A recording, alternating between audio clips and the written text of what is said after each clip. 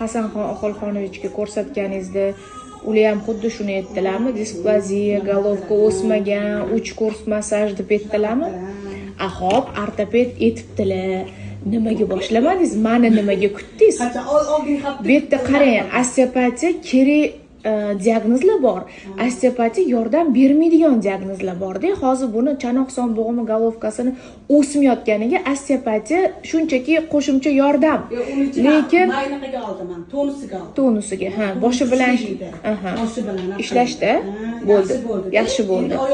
Ha, oyoqni ham baravar boshlash kerak edi. Sababi bolada o'tirish, yurish, emelash hamma narsa kechikadi. Sababi golovka yaxshi o'smayapti. Quymuch kosalar yaxshi o'smagan, ochilishda cheklov va вообще qotib Parafin, elektroforez hammasini yozdilarmi? Qo'lingizda назначениеңiz bormi? Yozib beringmi qizlar uchun boshqatdan? Yozib bering. LFK